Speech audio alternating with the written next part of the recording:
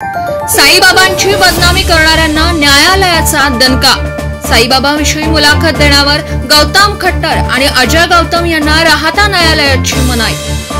साई भक्तांच्या भावना जपणारा निर्णय, राहता न्यायालयाचा ऐतिहासिक अंतरिम आदेश। शिर्डी साई संस्थानाची कायदेशीर लढाई प्रथम टप्प्यात यशस्वी। बदनामी करणाऱ्यांवर प्रथमच न्यायालयाकडून मनाई। साई भक्तांच्या श्रद्धास्थानाच्या मान सन्मानाचं रक्षण करणारी महत्त्वाची घडामोड समोर आली आहे। शिर्डीच्या साईबाबांविषयी समाज माध्यमातून बदनामीकारक विधान करणाऱ्या गौतम खट्टर आणि अजय गौतम या दोघांना राहता न्यायालयाने दणका दिला। यापुढे साईबाबांबाबत कोणतंही वक्तव्य, मुलाखत, चर्चा किंवा भाष्य करणं सक्त मनाई करण्यात आली असून शिर्डीकर आणि साई भक्तांमध्ये या निर्णयामुळे आनंदाचं वातावरण पाहायला मिळतं। सन 2023 मध्ये गौतम खट्टर आणि सार्वजनिकरित्या आणि काही माध्यमातून शिर्डीच्या साईबाबांविषयी अत्यंत आक्षेपार्ह व वादग्रस्त विधान केलं होतं। त्यामुळे संपूर्ण देशभरातील साई भक्तांमध्ये संतापाची लाट उसळली होती। या प्रकरणी शिर्डी साईबाबा संस्थानाने कायदेशीर पाऊल उचलत राहता येथील न्यायालयात दावा दाखल केला होता।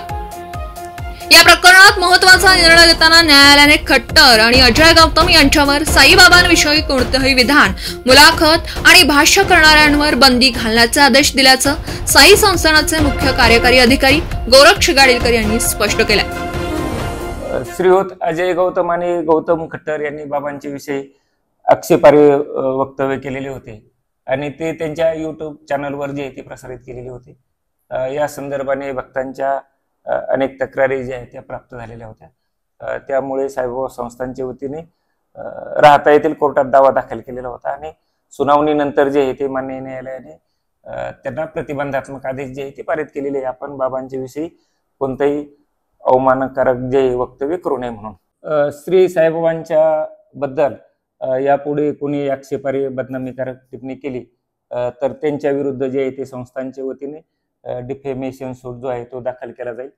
साईबाबा संस्थांचा कारभार जो आहे तो 2004च्या कायद्यानुसार चालतो।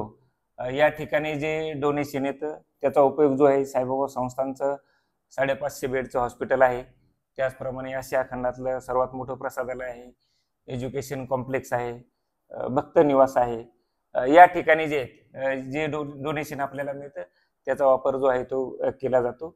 प्रत्येक पैशाचा हिशोब जो आहे या ठिकाणी येणारं डोनेशन एक तर डोनेशन काउंटरवर असतं किंवा दक्षिणापेटीमध्ये असतं। त्याच्या व्यतिरिक्त एक बी पैसा जो आहे तो इकडे तिकडे नसतो। सर्व जे आहे ते शासनाच्या नियमाप्रमाणे खर्च जो आहे या ठिकाणी केला जातो। आमची ॲडहॉक कमिटी जी आहे, ॲडहॉक कमिटीला 50 लाखापर्यंतचा कामावर खर्च करण्याचे अधिकार आहेत आणि त्यानंतर माननीय उच्च न्यायालयामध्ये आम्हाला सिव्हिल ॲप्लिकेशन दाखल करून जे आहे ते माननीय उच्च न्यायालयाची परवानगी घ्यावी लागते। सोशल मीडियावर जो व्हिडिओ प्रसारित केला जातो की साईबाबा संस्थांनी हज यात्रेला जे आहे ते 35 कोटी रुपये दिले, अशी कोणतीही घटना घडलेली नाही। साईबाबा संस्थांनी हज यात्रेला पैसे दिले नाही। राहता न्यायालयाच्या या निर्णयानंतर शिर्डी शहरात आणि देशभरातील साई भक्तांमध्ये समाधानाचं वातावरण निर्माण झालं। अनेक भाविकांनी साई मंदिरात फुलं वाहून समाधान व्यक्त केलं, तर सोशल मीडियावरही या निर्णयाचं स्वागत करणारे संदेश झळकतात।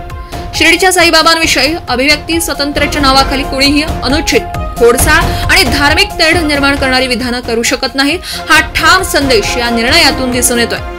तर यापुढील काळात अशा प्रवृत्तींवर कायदेशीर अंकुश राहील अशी अपेक्षा वर्तवली जाते।